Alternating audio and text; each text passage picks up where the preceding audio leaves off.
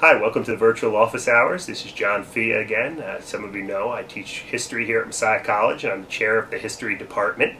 And this, I believe, is episode number 10. I think we're losing track. Sloan is sick. He's still on leave from filming, so Megan Piet has been carrying the load the last several office hours. Say hello, there she is.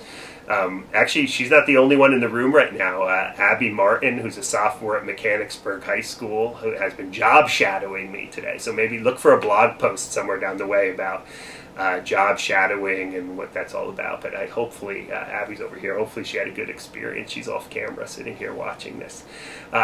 Today, what we want to talk about on the Virtual Office Hours, we'll call this History for a Civil Society. And this draws largely from Chapter 6 of my forthcoming book, Why Study History, where I elaborate on some of these things. So if our video today sort of whets your appetite and you want to know more about this subject, by all means, that book will be out in September. Get your copy. You can pre-order it now on Amazon.com. So, you know, go ahead and do that if you feel so led. I have the Founding Fathers with me again, as usual. We were joking beforehand. I actually got an email from somebody after the last office hours, someone from California who I didn't know who he was, complained that they weren't in the proper order last time. So we have them hopefully in chronological order here. You can check, and if they're out of order, you can email me and let me know. But again, history for a civil society. And I want to think here about history not just in terms of, you know, learning about facts, learning about dates, learning about ideas, historical thinking skills, and so forth. But I want to take this now to the next level. What might it mean to think like a historian? Or for those of us who do want to think like a historian, what might that mean for how we can think about the problems that we face in our society today on a more general basis? All of us, I think, or at least democracy, the democracy that we live in, is only going to work. It's only going to be successful. Our republic here in America is only going to be successful if we learn how to live civilly with one another. If we cultivate a civil society. Now, what do I mean by that term, civil society? A civil society is a society in which people, even if they have differences, are still able to work together and live together and promote what might be called the common good, despite our differences. People working for a civil society and a healthy democracy, certainly they're going to have differences over a host of different social issues. But they're also going to be committed to building and strengthening the community as a whole and connecting with the things that we do have in common. A civil society, a strong, a healthy democracy, and the Founding Fathers knew this as well, requires conversation, it requires debate, it requires compromise, it requires listening to people that are different than us, rather than simply demonizing or condemning them because they have views that happen to disagree. It's very easy to demonize and condemn and yell at each other, two talking heads on you know, MSNBC or CNN, or let's be, you know, full politically correct here, Fox News. We'll get all three of them in there. It's easy to sort of yell and shout at each other for 5 minutes, but it's a lot more difficult to sit down with someone who we perhaps have a disagreement with and say to them, you know, what is it that we hold in common? How can we work together? How, as citizens of this nation, might we be able to forward the mission and ideals and values of what it means to be an American, or what it means to be a member of a local community or a town, or so forth? I love the line by one of my favorite authors, my favorite historians, is a historian. He's also a sort of cultural critic named Christopher Lasch. And Lasch describes democratic conversation this way. I'm going to read this quote from his book, The Revolt of the Elites. And this is what Lasch says. Lasch says, the attempt to bring others around to our point of view carries the risk, of course, that we may adopt the point of view of their point of view instead. We have to enter imaginatively into our opponent's arguments, if only for the purpose of refuting them. And we may end up being persuaded by those we sought to persuade. Argument is risky and unpredictable, Lasch says. Therefore, it's educational. Most of us tend to think of it as a clash of rival dogmas, a shouting match in which neither side gives any ground.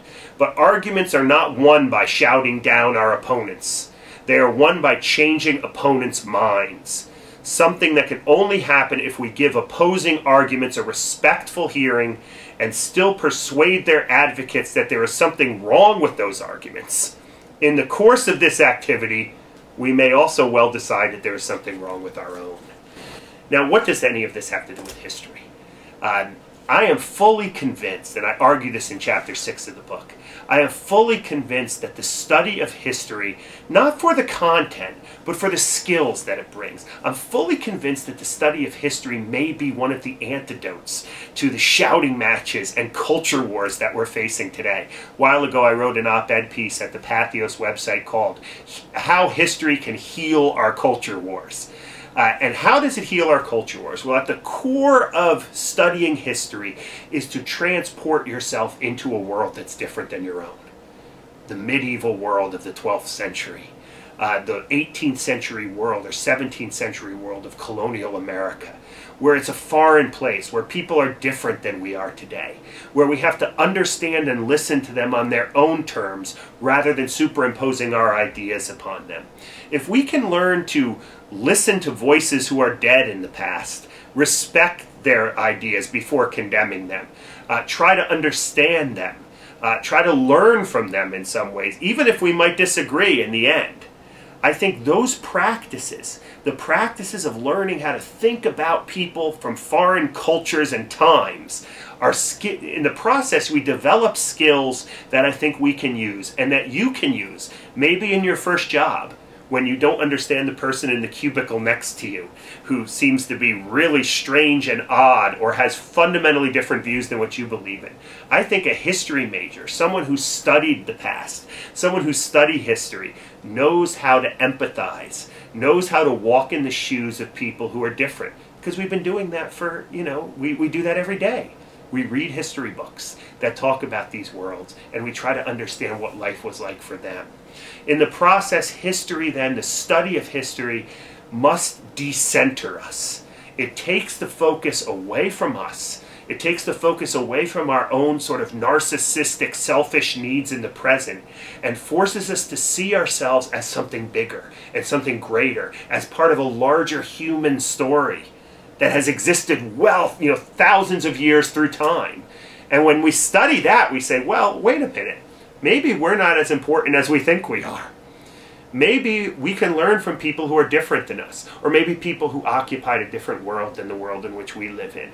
I love what the Yale historian John Lewis Gaddis says. History dethrones us. It takes us off of the pedestal, the center, the throne of our life, and forces us to think of others and connect with others. And in that sense, it doesn't matter. Anyone who studies history and does it in a good and fair and honest way has to encounter people who are different and develop those skills that then they can transfer into their everyday lives. Again, most kids who are taking history in high school or middle school, it's a bunch of facts to memorize, it's a bunch of dates, right? They hate history because of that. But history can be so much more than just that. It develops a certain kind of character within us that can be used to strengthen our society and promote a more civil, and I would say even a more virtuous kind of society in this world. So those are my thoughts today. Thanks for coming to the office hours. I hope they're useful. The Founding Fathers will be back next week, and we will continue with our series. So see you then.